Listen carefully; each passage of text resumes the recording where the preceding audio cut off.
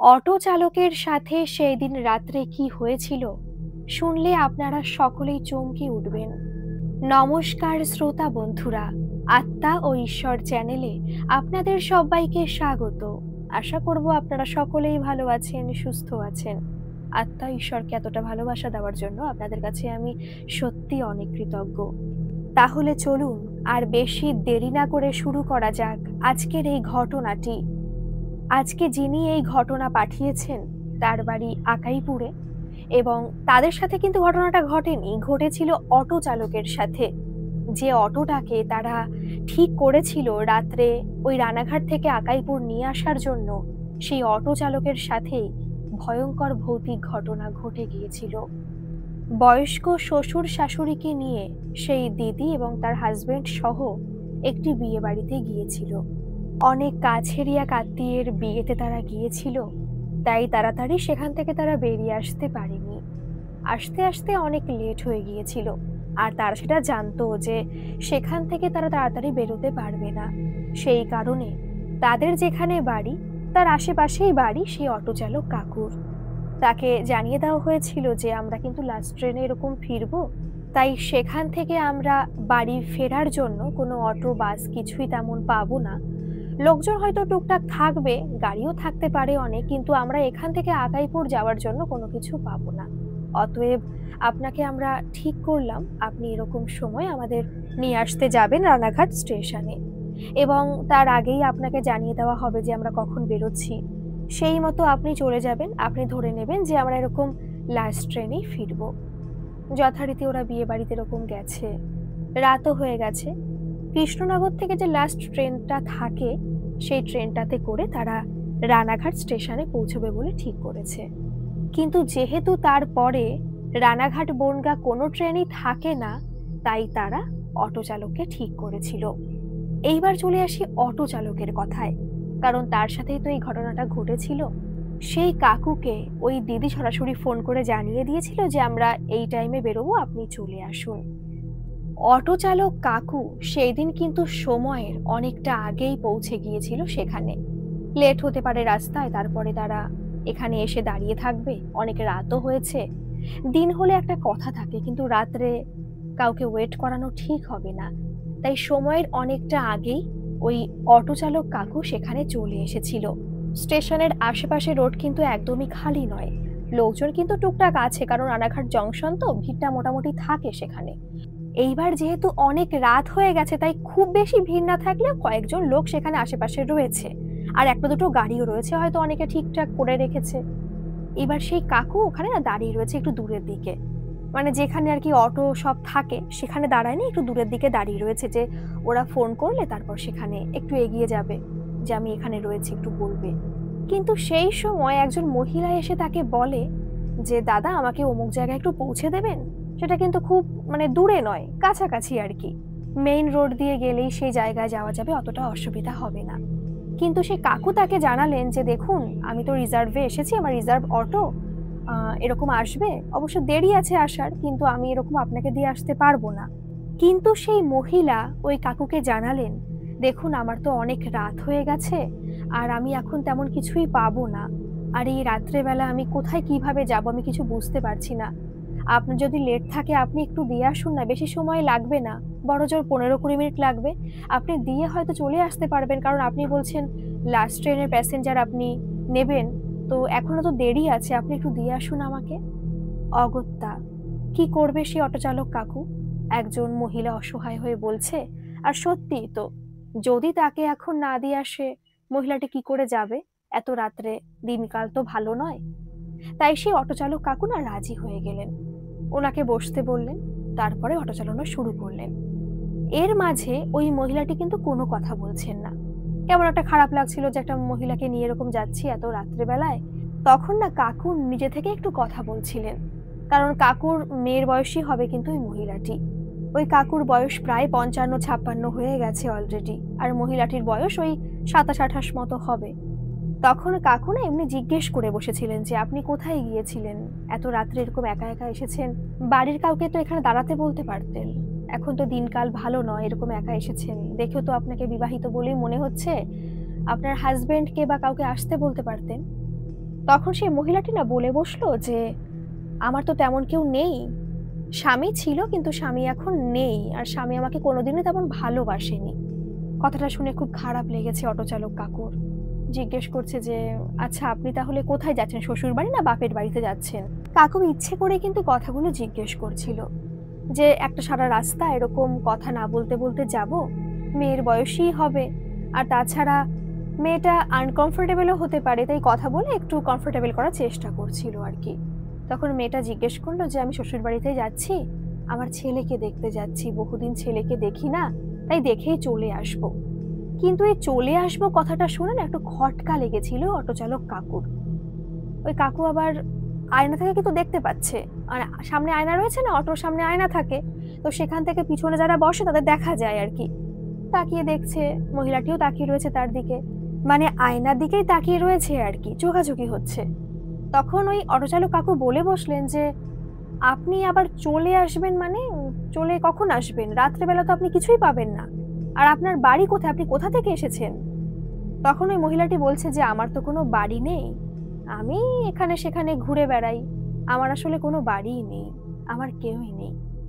এই যে কথাগুলো বলছেন ওই মহিলাটি, অটো চালক কাকু কিন্তু ভয় পাচ্ছে না, কারণ অটো চালক কাকু তখন ভাবছেন যে হয়তো মেয়েটার কেউ নেই, স্বামী ভালোবাসে না, হয়তো ছেলেকে রেখে দিয়েছে, বাপের বাড়িতে থাকে, তাই বলতে চাইছে হয়তো কেউ নেই, এখানে সেখানে ঘুরে বেড়ায়, এটাই বলতে চাইছে কষ্টের কারণে। তাই তেমন একটা কিছু মনে করছে না, খারাপ লাগছে মেয়েটার জন্য যে এত রাতে ছেলেটাকে দেখতে যাচ্ছে। সেই সময় কাকু বলে বসলেন আপনি যে এত রাতে যাচ্ছেন ওই বাড়িতে, আপনাকে ঢুকতে দেবে তো? আর আপনি যখন ছেলেকে দেখবেনই তাহলে একটু আগে আগে যেতে পারতেন, সকাল সকাল যেতে পারতেন, এত রাত্রে যাচ্ছেন, আপনি কি কোনো কাজ করেন যেখান থেকে ফিরতে আপনার লেট হয়ে গেছে, তারপর আপনি ছেলেকে দেখতে যাচ্ছেন? তখন ওই মহিলাটি বলল যে না, আমি লুকিয়ে লুকিয়ে দেখে আসবো, আমাকে তেমন কেউ দেখতেই পারবে না যে আমি সেখানে গেছি। তখন ওই কাকু বলছেন আপনি বললেন যে আপনি এবার চলে আসবেন, তাহলে যদি 2-3 মিনিটের মধ্যে হয়ে যায় তাহলে আমি আপনার জন্য ওয়েট করব, আপনি দেখে আবার চলে আসবেন। আর আপনার বাড়ি যদি রানাঘাটের আশেপাশে কোথাও হয় তাহলে তো কোনো অসুবিধা নেই, কিন্তু আপনি কি ট্রেনে করে কোথাও যাবেন? তাহলে তো ট্রেন পাবেন না, কারণ লাস্ট ট্রেন তো অলরেডি চলে গেছে, এখন তো কোনো কিছুই আর পাবেন না কোথাও যাওয়ার জন্য। তখন ওই মহিলাটি আবার বলছে যে না না, আসার সময় আমি কোনো চলন্ত গাড়ি ধরে নেব, অসুবিধা হবে না। অবাক হয়ে গেছে ওই কাকুটি, চলন্ত গাড়ি ধরে নেবে? কি গাড়ি ধরবে? না, ভীষণ পরিমাণে অবাক লাগছে ওই কাকুর। সেই সময় ওই যে দিদি যারা আর কি অটোটাকে রিজার্ভ করেছিল, ওই দিদি ফোন করেছে, ফোন করে কাকুকে বলছে যে আর কিছু সময়ের মধ্যে দিদিরা পৌঁছে যাবে আর কি। তখন ওই কাকু জানালেন যে আমি অনেকক্ষণ আগেই চলে এসেছি, একটা প্যাসেঞ্জার পেয়েছিলাম, তাকে দিয়ে আমি আপনাদের এই রানাঘাটে আসার আগে পৌঁছে যাব। ঠিক আছে দিদির, কোনো সমস্যা নেই, এটা বলে ফোনটা রেখে দিয়েছে। রাখার পরে আয়নার দিকে না আবার তাকিয়েছে, মানে কথা বলার জন্য আবার কথা শুরু করবে আর কি। কিন্তু যেই আয়নার দিকে তাকিয়েছে কাউকে দেখতে পাইনি কিন্তু, মানে যেহেতু আয়নার দিকে তাকিয়েছে সেখান থেকে কিন্তু কোনো মানুষকে সেখানে দেখা যায়নি। আর যেহেতু একটু আগেই ফোন করার আগে ওই মহিলাটি আবার বলে বসেছিল যে আমি কিন্তু আর সামনেই নামবো, একটুখানি কি পথ রয়েছে, কিন্তু সেই মহিলাকে আয়নায় দেখা যাচ্ছে না। হঠাৎ করে না খুব মানে ভয় পেয়ে গেছে ওই কাকু, ব্রেকটা কষে দিয়েছে হঠাৎ করে। আর একটু হলে অ্যাক্সিডেন্টও ঘটে যেত, কারণ চলন্ত রাস্তায় অটোটাকে ওইভাবে দাঁড় করানো, মানে ভয় লাগে না। পিছন ফিরে তাকিয়েছে, দেখছে কেউ নেই, কোথাও নেই। আর যেহেতু মেইন রোড, পুরো হাই স্পিডেই কিন্তু অটোটাকে চালানো হচ্ছিল, তাই এই স্পিডের মধ্যে তো কারোর নেমে যাওয়ার কথাই নয়। তাহলে গেলটা কোথায়? ভীষণ পরিমাণে ভয় লাগছে ওই কাকুটার, মানে বুঝতে পারছেন কি সিচুয়েশন, যে মহিলাটিকে এতটা রাস্তা নিয়ে আসলো, আবার কথা বলতে বলতে নিয়ে আসলো, সেই মহিলাটা হঠাৎ করে উধাও। তাহলে কার সাথে কথা বলছিল, কি হলো, কিছুই না বুঝতে পারছে না। তখন না ওই কাকু খুব ভয় পেয়ে গিয়েছিল, এবং ওই যেটা আমরা ভাবছি যা আর কি ছিল ওই মহিলাটি, ওটাই তখন ভাবছিল ওই কাকু, এবং সেই কারণে একটা বিড়ি ধরিয়েছিল। কাকু বিড়ি খেত খুব, তো একটা বিড়ি ধরিয়েছে, বিড়ি ধরে না ওখানে অনেকক্ষণ দাঁড়িয়ে রয়েছে, বিড়ি খাচ্ছে আর ভাবছে যে কি হলো তার সাথে এটা। তার সমস্ত শরীর পুরো শিউরে উঠেছে। সেখানে কিছুক্ষণ দাঁড়ানোর পরে কাকু আবার ব্যাক করেছে এবং রানাঘাট স্টেশনে এসেছে। তখনও পৌঁছায়নি ওরা, 5 মিনিট 10 মিনিট ওখানে দাঁড়ানোর পরে ওরা আবার মানে পৌঁছেছে সেখানে দিদি ওরা। ওই দিদি আসার পরে ফোন করেছে, তারপর কাকু একটু এগিয়ে গিয়ে ওদের নিয়ে এসেছে। আসার সময় যখন অটো চালাচ্ছিলেন ওই কাকু, তখন একটা কথাও বলেনি, পুরো চুপচাপ ছিল, একটা কথাও না। তখন ওই দিদির হাজবেন্ড জিজ্ঞেস করছে যে কি ব্যাপার কাকু, আপনি কোনো কথা বলছেন না, চুপচাপ আছেন, কোনো অসুবিধা? আপনি তো খুব কথা বলেন। বলছে আমার সাথে যা ঘটনা ঘটে গেছে আপনারা কেউ বিশ্বাস করতে পারবেন না, একটু আগে যে ঘটনা আমার সাথে ঘটেছে। আর সেই কথা বলে না, মানে কাকু কাঁপছে, ওরা দেখতে পাচ্ছে লিটারালি কাকুটা পুরো কাঁপছে থরথর করে। তখন ওই দাদার বাবা জিজ্ঞেস করেছে যে কি ব্যাপার ভাই, কি হয়েছে তোর, কোনো সমস্যা, শরীর টরীর অসুস্থ লাগছে কি? বলছে না দাদা, শরীর অসুস্থ লাগছে না, কিন্তু এই অটো চালাতে চালাতে আমি কোনো কথা বলতে পারছি না, মানে যা ঘটে গেছে সেগুলো আমি অটো চালাতে চালাতে বলতে পারবো না, আমার এখনো সমস্ত শরীর কাঁপছে। তখন দাদা বলছে যে কাকু আপনি একটা কাজ করে আপনি একটু দাঁড়ান, আপনার শরীর মনে হয় অসুস্থ লাগছে। সেই কথা বলে একটু বাদিক নিয়ে ওই কাকু অটোটাকে দাঁড় করিয়েছে একটা জায়গায়। বলছে কি হয়েছে, জল খাবেন? জল ছিল কাছে, জলটা এগিয়ে দিল। তখন ওই কাকু বলছে যে বৌমা, তোমাকে আমি ফোন করে জানালাম না যে আমি অনেকটা আগে চলে এসেছি, একটা প্যাসেঞ্জার পেয়েছি, আমি এগিয়ে দিতে যাচ্ছি। বলছে হ্যাঁ আপনি তো বলেছিলেন কাকু, আপনি বলেছিলেন যে দিয়ে আবার চলে আসবেন, কাছাকাছি একটা প্যাসেঞ্জার পেয়েছেন। বলছে হ্যাঁ, তুমি যে ফোনটা রাখলে তারপরে দেখলাম সেই প্যাসেঞ্জার অটোতে নেই। বলছে অটোতে নেই মানে কোথায় গেল, নেমে গিয়েছিল? বলছে না, মহিলাটি, আমি যেখানে দাঁড়িয়েছিলাম একটু দূরে দাঁড়িয়েছিলাম আর কি, মহিলাটি আসলো আর বললো যে এরকম এরকম ব্যাপার, একা একা কোথায় যাবে রাত্রেবেলা, এরকম শ্বশুর বাড়ি যেতে হবে, স্বামীর সাথে কোনো সম্পর্ক নেই, ছেলেকে দেখতে যাবে এত রাত্রে আর কি, এত রাত্রে কি করে যাবে, তাই আমাকে বললো একটু এগিয়ে দিয়ে আসার কথা। আমি বলেছিলাম রিজার্ভ আছে এই অটো, কিন্তু তবুও বললো যে কাছাকাছি, বেশি দূরে তো নয়, একটু এগিয়ে দিয়ে আসার জন্য। আমি রাজি হলাম, অনেক কথা বলতে বলতে গেলাম, কিন্তু প্রথমে একটু সন্দেহ লাগছিল যে মহিলাটা যেন কেমন একটা কথা বলছে, ওর কেউ নেই, কোথাও থাকে না, বাড়ি ঘর তেমন কেউ নেই। আমি জিজ্ঞেস করলাম যে বাপের বাড়ি কি এখানে কোথাও কাছাকাছি বা কোথায়? বলছে না আমার কেউ নেই, স্বামী আমাকে কষ্ট দিয়েছে, স্বামী আমাকে ছেড়ে চলে গেছে, আমার ছেলে আছে, আমি তাকে দেখতে যাচ্ছি। কিন্তু হঠাৎ করে তুমি ওরকম ফোনটা কেটে দিলে, আমি দেখলাম যে অটোর পিছনে কেউ নেই। আর সত্যি কথা বলতে আমি কিন্তু অটো খুব স্পিডে চালাচ্ছিলাম, তাহলে হঠাৎ করে সেই মহিলাটা কোথায় গেল? আমি তো কিছুই বুঝতে পারছি না কে ছিল সেই মহিলা। বাকিরাও কিন্তু সবাই ভয় পেয়ে গেছে, কারণ এমন একটা ঘটনা ঘটেছে, আর কাকু কিন্তু খুব বিশ্বস্ত মানুষ, উনি কখনো মিথ্যে কথা বলে না, খুব ভালো কথা বলে, খুব ভালো মন ওই কাকুর। তখন ওই কাকুকে দিদি জল খেতে দিল আর বলল যে কাকু আপনি টেনশন করবেন না, সব ঠিক হয়ে যাবে, আপনি ভুলে যান ওই সবকিছু। কাকুও ভাবছে যে ভয় পেলে চলবে না, কারণ তাদের নিতে এসেছে, এতটা পথ যেতে হবে। অনেকটা নিজেকে স্বাভাবিক রেখে কাকু কিন্তু অটো চালিয়ে বাড়ি পৌঁছেছে, ওদের নিজের বাড়িতে যেখানে আর কি যাবে সেখানে পৌঁছে দিয়ে কাকু আবার বাড়ি চলে এসেছে। কিন্তু সেই দিন থেকে কাকুর না কিছু ভালো লাগছে না, প্রায় অনেক রাত্রে শুয়েছে কাকু এসে, কিন্তু বারবার না কেঁপে কেঁপে উঠছে, আর বারবার মনে হচ্ছে যে ওই মহিলাটি কাকুর চোখের সামনে আসছে। কাকুর ওয়াইফ কিন্তু বেঁচে নেই, কাকুর একমাত্রই ছেলে, ছেলের বিয়ে হয়ে গেছে, বৌমাও ঘরে এসেছে, মানে বলতে পারছে না কাউকে, একা একা বিছানায় শুয়ে রয়েছে, বারবার করে মনে হচ্ছে তার ঘরের মধ্যে ওই মহিলাটি চলে আসছে আর কিছু একটা বলার চেষ্টা করছে যে আপনি ভয় পাবেন না, আমি আপনার কোনো ক্ষতি করতে চাই না।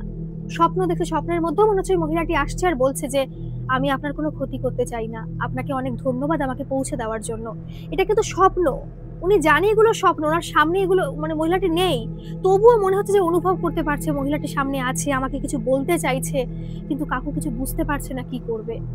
উনি কিন্তু যথেষ্ট সাহসী একজন মানুষ, বয়স তো কম হয়নি, ভয় পাচ্ছেন না, কিন্তু এই যে চোখের সামনে একটা ঘটনা ঘটে গেল, পুরো কথা বলেছে তার সাথে, কিন্তু সেই মহিলাটি কি করে চলন্ত গাড়ির থেকে নেমে যেতে পারলো, এটাই বিশ্বাস করতে পারছে না। আর এখানে আসার পরে, মানে রাত্রেবেলা ঘুমানোর পরে বারবার তার ঘুম ভেঙে যাচ্ছে, আর একটাই স্বপ্ন দেখছে যে আপনাকে আমি কোনো ক্ষতি করতে চাই না, আপনি অনেক ভালো করেছেন আমার জন্য, তার জন্য আপনাকে অনেক ধন্যবাদ।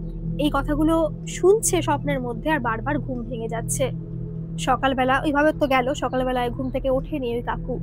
কাকুর যে বৌমা যখন দেখছে যে শ্বশুর মশাই ঘুম থেকে উঠছে না, প্রথমত ডাকেনি, জানে যে এরকম প্যাসেঞ্জার নিয়ে এসেছিল, রিজার্ভ ছিল, কিন্তু যখন দেখলো যে 9টা-10টা পর্যন্ত বেজে গেছে, এত বেলা পর্যন্ত উনি কোনো মতেই ঘুমায় না, তো তখন তার বৌমা ওরকম ডাকতে গিয়েছিল, কিন্তু গিয়ে দেখে তার ঘুম জ্বর, তার ওঠার ক্ষমতা নেই, এত পরিমাণে শরীর খারাপ। আর সত্যি কথা বলতে আমি দেখেছি যে এই যে ভয় পেলে মানুষের কিন্তু জ্বরই আসে। এই কারণটার ব্যাখ্যা আমি নিজেও খুঁজে পাই না যে ভয় পেলে মানুষের জ্বরটা কেন আসে। তার শরীরটা কিন্তু খুবই অসুস্থ হয়ে পড়েছিল, কিছু বুঝতে পারছে না।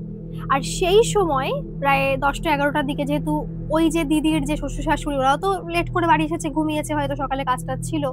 তাই একটু বেলা হলে পরে ওই যে দিদির যে শ্বশুরমশাই তিনি কিন্তু দেখতে এসেছিলেন এই কাকুকে। আসার পরে ওনার বৌমা বলছে, "বাবার তো এরকম খুব জ্বর, ঘরে এরকম প্যারাসিটামল ছিল, খাইয়ে দিয়েছি। কিছু বুঝতে পারছি না জ্বর আসলো কি করে?" বলছে, "বৌমা একটা কথা বলি, কিছু মনে করো না। কালকে এই ব্যাপার হয়েছে, তুমি একটা কাজ করতে পারো, ওকে একটু কোথাও নিয়ে যেতে পারো, একটু ঝাড়িয়ে নিয়ে আসো, ও তো কাউকে কিছু বলবে না।" সেই মতো বৌমাও খুব ভালো, বৌমা শ্বশুরমশাইকে খুব ভালোবাসেন, কারণ তিনিও খুব ভালোবাসেন তার বৌমাকে। ছেলে একটা বেসরকারি কোম্পানিতে চাকরি করে, ছেলে তো সকাল সকালই বেরিয়ে গেছে। তো বলল, ঠিক আছে, দুপুরবেলা আরেকটা প্যারাসিটামল খাইয়ে দেবো, আর বিকেল বেলার দিকে ডাক্তার দেখিয়ে আর যেখানে যেতে বলেছেন ওখানে নিয়ে যাবো ওখানে বাবাকে। আর তাছাড়া কিন্তু ওই যে কাকু, অটো চালক কাকুর বৌমারও কিন্তু খুব ভয় লাগছে। আসলে এরকম ঘটনা তো কোনোদিনও শোনেনি, আর শ্বশুর মশাই সে কখনো এরকম ঘটনা কখনো বলেনি। এতদিন অটো চালিয়েছে, অনেক রাত্রেও কিন্তু অটো এরকম চালিয়েছে, রিজার্ভেই বেশিরভাগই চালায়, তাহলে ভালো হয় আর কি, টাকা পয়সা বেশি পাওয়া যায়। যেহেতু ওনার ছেলে বাড়ি আসতে আসতে অনেকটা সময় লেগে যাবে, তাই ওনার বৌমাই কিন্তু ওনাকে ডাক্তারের কাছে নিয়ে গিয়েছিল, ডাক্তার দেখিয়েছিল, কিন্তু জ্বর তখনো পর্যন্ত কমেনি। দুটো প্যারাসিটামল কিন্তু অলরেডি খাওয়া হয়ে গেছে, সকালে একটা খেয়েছে, দুপুরে একটা খেয়েছে, কিন্তু এখনো পর্যন্ত তার জ্বর কমেনি। তারপরে ওনাকে একটা ওরকম পাশেই, অত বেশি দূরে না, সেখানে নিয়ে যাওয়া হয়েছিল।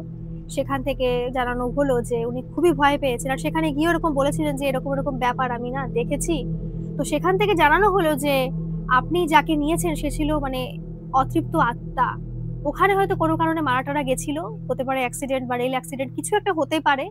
কিন্তু সেই অতৃপ্ত আত্মা কিন্তু খারাপ নয়, কারণ আপনি বলছেন যে আপনার স্বপ্নে এসেছে আর বলছে বারবার, আপনাকে ধন্যবাদ জানাচ্ছে। তো আমার মনে হয় সে খারাপ নয়। আসলে সে এখনো তার ছেলের মায়া ছাড়তে পারেনি। এটাও হতে পারে স্বামীর উপরে কষ্টের কারণে সে সুইসাইড করেছিল। কিছু একটা ব্যাপার তো হবে, আপনি ভয় পাবেন না। যেহেতু আপনার কোনো ক্ষতি করেনি, আপনাকে বলেওছে, আপনি ভয়টাকে নিজে থেকে তাড়ানোর চেষ্টা করুন, আর আমি কিছু ব্যবস্থা দিচ্ছি, আপনার ভয় অনেকটা কমে যাবে, জ্বরও পড়ে যাবে। তো সেভাবে ব্যবস্থা দিল। কিন্তু কাকু পরে নাকি জানিয়েছে ওই দিদির শ্বশুর মশাইকে, শাশুড়িকে, যেহেতু বাড়িটা খুব একটা দূরে নয়, প্রায় ওই ১০টা-১২টা মানে পাড়ার মধ্যেই আর কি বাড়ি। তো গিয়েছিল, গিয়ে গিয়ে বলেছিল যে ভয় আমার নেই ঠিকই, কিন্তু এখন আমি রাত্রে অটো চালাতে পারি না। মানে নিজের মনের মধ্যে কেমন একটা ভয় লাগে, আতঙ্ক, সে আতঙ্ক আমার যাচ্ছে না। আমি জানি যে ও আমার কোনো ক্ষতি করবে না, যা হওয়ার হয়ে গেছে। আমি দিনই অটো চালাই, কিন্তু রাত্রে আর কেউ কিছু বললে আমি শুনতে পারি না, আমার ভয় লাগে। তো এই ছিল আসল ঘটনা। ঘটনাটা খুবই সংক্ষিপ্ত হয়ে গেছে। আপনাদের কেমন লাগলো ঘটনাটা অবশ্যই জানাবেন। আর ভালো লাগলে একটা সাবস্ক্রাইব করে দেবেন। আর যদি আপনাদের সাথে এরকম কোনো ঘটনা ঘটে থাকে, যেটা অলৌকিক হোক, অতিজাগতিক হোক, দৈবিক হোক, ঐশ্বরিক হোক, যে কোনো ধরনের ঘটনা, আপনারা আমাকে নির্দ্বিধায় মেইল করে পাঠাতে পারেন। আমার মেইল আইডি ডেসক্রিপশন বক্সে দেওয়া আছে, আপনারা সেখানে গিয়ে আমাকে মেইল করতে পারেন। ধন্যবাদ। ভালো থাকবেন, সুস্থ থাকবেন। আবারও আসবো এরকম কোনো ঘটনা নিয়ে।